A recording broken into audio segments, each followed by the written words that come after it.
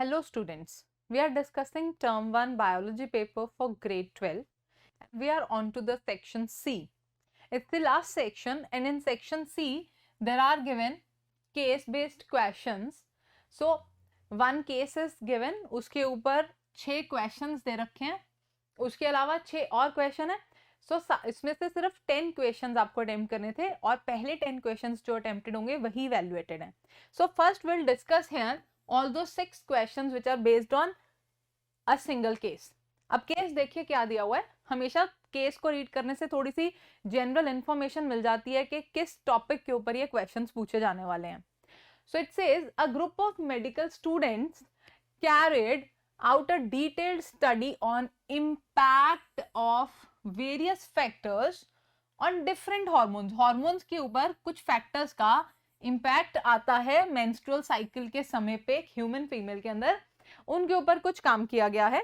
So they have collected the data with different factors and उसी के ऊपर based एक graph दे रखा है. Graph has been plotted from the data which was collected and what it is about, यहीं से idea लग रहा है. मॉर्निंग टेम्परेचर क्या है, कॉन्सेंट्रेशन ऑफ हॉर्मोन्स, कौन कौन से hormones, FSH, LH, estrogen, progesterone during the normal menstrual cycle. So दो चीजें हैं, एक तो मॉर्निंग टेम्परेचर, दूसरा हॉर्मोन्स की कॉन्सेंट्रेशन. ये दो चीजें दी हैं. हम ग्राफ देख लेते हैं. So in the graph you can see on the top this is the temperature. ठीक है, टेम्परेचर ग्राफ में अगर आप देख रहे हो, सो ये देखो 14th डे पे क्या हो रही है, ओवुलेशन. ठीक है, ओवुलेशन के समय पे बहुत सारे चेंजेस हैं और कुछ शुरुआत में मेंस्ट्रुअल फेज के समय पे जब मेंस्ट्रुएशन हो रही है तब बहुत सारे चेंजेस हैं. यहाँ पे भी कम टेम्परेचर है, यहाँ पे भी कम टेम्परेचर है, अदरवाइज टेम्परेचर कंपैरेटिवली ज्यादा है. Now how and why these changes come, due to hormonal changes. और बाकी हार्मोन्स भी बना रखे हैं. Here is the estrogen, progesterone, FSH and LH. आप देख रहे हो ओवुलेशन के टाइम पे ये तीन hormones estrogen, FSH and LH ये एकदम पीक पे जा रहे हैं. ओवुलेशन के टाइम पे जा रहे हैं ये पीक पे. ठीक है, and which are the two hormones जो सबसे ज्यादा पीक पे जा रहे हैं, बहुत रैपिडली जाते हैं, that is FSH and LH. तो ग्राफ से थोड़ा आइडिया लग जाता है हमें कि क्या क्वेश्चंस पूछे जाने वाले हैं. अब एक एक करके इन क्वेश्चंस को डिस्कस करते हैं. So question 49 says the early morning recording of temperatures in the graph during actual menstruation. हमको कब देखना है टेम्परेचर, कब नोटिस करना है, actual menstruation and during ovulation. मैंने जैसे कि अभी ग्राफ में बताया कि मेंस्ट्रुएशन के टाइम पे टेम्परेचर जो है वो थोड़ा सा कम हो जाता है and even at the time of ovulation the temperature is little low at the time of menses as well as at the time of ovulation. हमने ये ग्राफ में देखा भी. ये देखो ग्राफ के अंदर menses के टाइम पे ये क्या, day 1 of the cycle. menses will last for the initial 3 to 5 days. इस टाइम पे भी ये टेम्परेचर कम है और ovulation के टाइम पे भी टेम्परेचर कम है. Why this? Now normally इस टाइम पे ये जो टेम्परेचर रिकॉर्डिंग की गई है इसको क्या बोलते हैं, BBT. That is basal body temperature. Basal body temperature की रिकॉर्डिंग है. इसी से एक पेशेंट का आप ओवुलेटरी फेज भी पता लगा सकते हो. So usually 97 degree Fahrenheit to 97.5 degree Fahrenheit रहता है टेम्परेचर इस समय पे, which is a little low as compare to the normal one. And after that, इसके बाद आफ्टर ओवुलेशन या आफ्टर मेंस्ट्रुएशन यही जो टेम्परेचर है ये इससे राइज कर जाता है 97.6 फ़ारेनहाइट से. It last up to 98.6 degree Fahrenheit. ये है आफ्टर दैट. ठीक है, सो क्वेश्चन में क्या पूछा गया हमको, मेंस्ट्रुएशन और ओवुलेशन के टाइम पे temperature is low in both the cases. तो क्या ऑप्शन बनी हमारी, आंसर इज सी. सिर्फ सी के अंदर दोनों लो दे रखे है ना. तो ध्यान रखना है ये सिर्फ BBT जो है ये सिर्फ लो रहता है मेंस्ट्रुएशन और ओवुलेशन के टाइम पे, otherwise it rises by 1 degree और सो. Then question 50 says the time of ovulation is of importance in which cases. कि ओवुलेशन हो रही है और कब हो रही है, ये किन केसेस में इंपॉर्टेंट हो जाता है.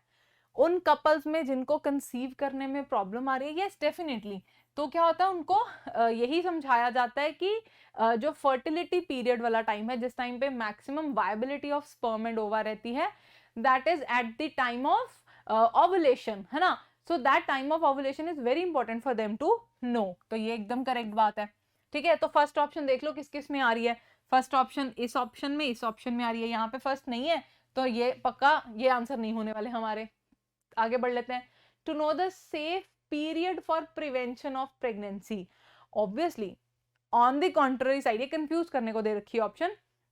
ऑन द कॉन्ट्ररी साइड, अगर कोई कपल कंसीव नहीं करना चाहता है तो भी उसको सेफ पीरियड पता होना चाहिए है। ओवुलेटरी जो टाइम ऑफ ओवुलेशन है वो तो सबसे ज्यादा फर्टाइल पीरियड हो गया, है ना। Time of ovulation is the fertile period. तो फर्टाइल पीरियड की नॉलेज किसको होनी चाहिए, जिसने कंसीव करना उसको भी होनी चाहिए, और बाकी का जो समय बचा मेंस्ट्रुअल साइकिल में वो क्या हुआ, सेफ पीरियड हुआ। तो सेफ पीरियड पता होना चाहिए ऑब्वियसली जिसको प्रेगनेंसी नहीं चाहिए, जिसको कंसीव नहीं करना है, ठीक है। बाकी ऑप्शंस भी रीड कर लेते हैं। To inhibit the process of ovulation, अगर टाइम ऑफ ओवुलेशन पता है तो उसको इनहिबिट कर सकते हैं, नो, इस बात का कोई लेना देना नहीं है। सो अगर किसी में थर्ड ऑप्शन दिया हुआ है तो ये गलत हो गया, ठीक है। To stimulate the ovarian follicular development, अगर ओवुलेशन का टाइम पता है तो ये डेवलपमेंट कैसे कोई स्टिमुलेट कर सकता है, तो वैसे हार्मोनल डिपेंडेंट है, तो again this is not the answer. तो फोर्थ ऑप्शन जहां जहां पे आ रहा है वो भी आंसर नहीं है, तो ये भी गलत हो गया। Only first and second option are left which are correct. So answer to this question will be C option. Confuse नहीं होना है, पहले क्वेश्चन में उन्होंने ये बोला है कि जिसको कंसीव करने में डिफिकल्टी आ रही है, अगर उसको फर्टाइल पीरियड पता होगा, उसको टाइम ऑफ ओवुलेशन पता होगा, तो ऑब्वियसली वो कपल उसी टाइम पे कंसीव करने के लिए प्लान करेगा। और कॉन्ट्ररी ऑपोजिट स्टेटमेंट दी है कि अगर फर्टाइल पीरियड पता है तो उस टाइम पे वो कंसीव ना हो, इसलिए सेफ पीरियड को फॉलो करेगा, राइट। तो दोनों ऑप्शंस थोड़ी सी कॉन्ट्ररी है, कंफ्यूजन हो सकती है, but try to understand the options. So answer for this question will be C, ठीक है। नेक्स्ट स्टेटमेंट पे, नेक्स्ट क्वेश्चन पे चलते हैं। The increase in the level of progesterone, increase in the level of progesterone is maximum under the influence of LH hormone. देखो अगर आपको menstrual cycle याद है, मेंस्ट्रुअल साइकिल में हम बात करते हैं, ये हो गया 14th day of the cycle, day 1 से स्टार्ट हुआ था, 14th डे। 14th डे से जैसे ओवुलेशन हुई, LH hormone induces ovulation, that is why it is called as ovulatory hormone, है ना। सो अब क्वेश्चन में पूछा गया increase in level of progesterone, progesterone का जो लेवल है वो सबसे ज्यादा किस समय पे होता है, that too under the influence of LH। यहाँ पे LH का इन्फ्लुएंस स्टार्ट हो गया, ठीक है, जिसके कारण यहाँ पे कॉर्पस, ओवुलेशन हो गई ना, तो पीछे क्या बचा, कॉर्पस ल्यूटियम बचा पीछे। Corpus luteum start secreting which hormone, progesterone. So amount of progesterone keeps increasing in this phase, ठीक है, ऐसे ही होता है। ये कौन सा फेज है, this is the last and the final phase, that is secretory phase, also called as luteal phase, है ना। शुरुआत में तो यहाँ पे क्या होता है, मेंस्ट्रुअल फेज रहता है यहाँ पे, ठीक है, फिर उसके बाद फॉलिक्यूलर फेज आता है, फिर ओवुलेटरी फेज आता है जब ओवुलेशन होती है। तो हमारा आंसर यहाँ पे क्या बन गया, प्रोजेस्ट्रॉन जो है वो कब राइज करता है, सिक्रीटरी फेज, यानी कि option A is your answer in this question, ठीक है। सिक्रीटरी फेज को और क्या बोलते हैं, ल्यूटियल फेज बोलते हैं। ये प्रोजेस्ट्रॉन कौन सिक्रीट करता है, कॉर्पस ल्यूटियम। कॉर्पस ल्यूटियम क्यों कर रहा है, क्योंकि LH के कारण जब ओवुलेशन हो गई तो पीछे फॉलिकल जो बचा वो कॉर्पस ल्यूटियम बन गया और वो प्रोजेस्ट्रॉन सिक्रीट कर रहा है। So this is the answer, option A. Then next is which of the following hormone और हार्मोन्स, हार्मोन एक हार्मोन बताना है या दो हार्मोन्स बता सकते, क्वेश्चन में पहले कंफ्यूजन क्रिएट किया है, is or are showing rapid surge leading to changes in the Graafian follicle just before the ovulation। Ovulation से जस्ट पहले देखो क्या होता है, ओवुलेशन से जस्ट पहले, अगेन ये है ovulation, 14th day of ovulation. इससे पहले क्या होता है, मेंस्ट्रुअल फेज एंड होने के बाद यहाँ पे स्टार्ट होता है प्रोलिफरेटिव फेज और फॉलिक्यूलर फेज, जिसमें फॉलिकल्स डेवलप करते हैं। Now this phase starts with sudden increase of follicle stimulating hormone, क्योंकि follicle stimulating hormone होगा, FSH होगा, तभी तो follicle stimulate होंगे. अब जब follicle stimulate हुए तो they will result in stimulation of the release of estrogen hormone.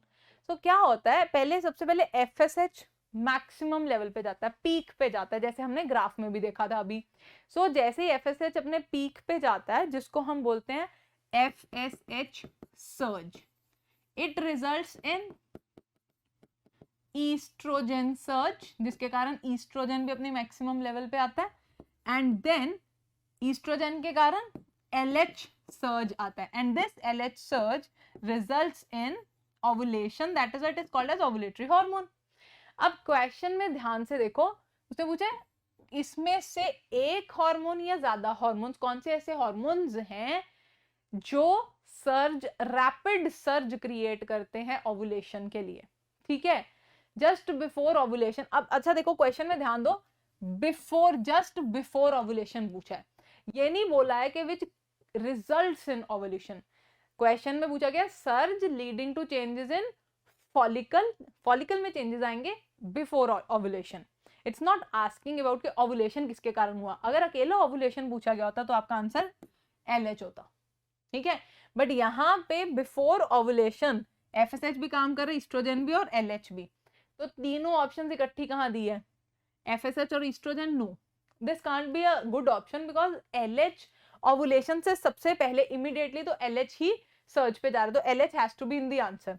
अकेला FSH भी नहीं कर सकते हैं. So what is the best option, it is FSH and LH. यहाँ पे ध्यान देना है.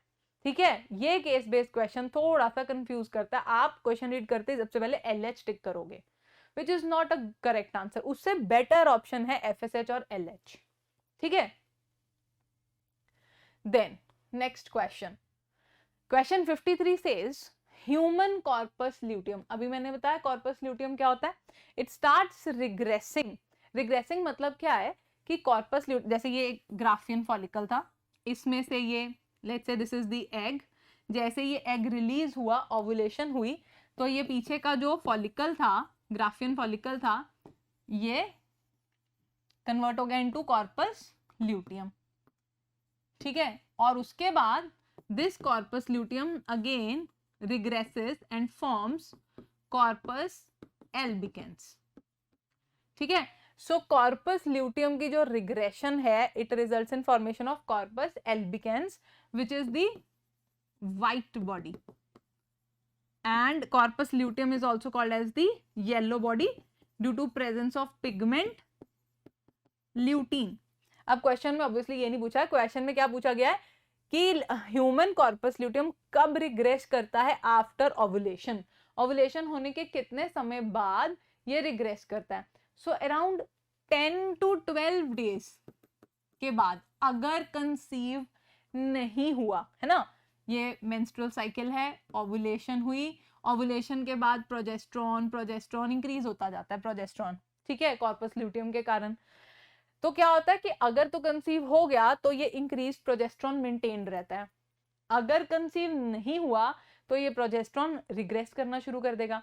This regression will occur around 10 to 12 days after ovulation, यानी कि 14th डे ऑफ ओवुलेशन के 10 या 12 दिन के बाद एग्जैक्टली 9th डे पे स्टार्ट हो जाती है रिग्रेशन. तो विच is the best option out of this, it's 10 to 11 days.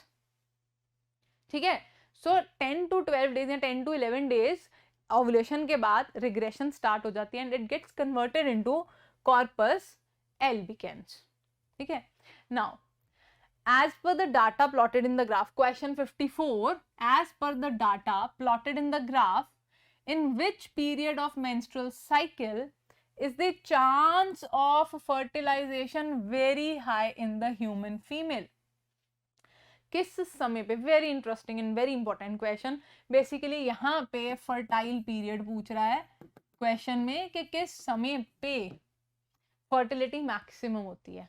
ठीक है, सो अगेन ऐसे क्वेश्चन में हमेशा मैं प्रेफर करती हूँ मेंस्ट्रुअल साइकिल ड्रॉ कर लो ताकि कंफ्यूजन नहीं हो.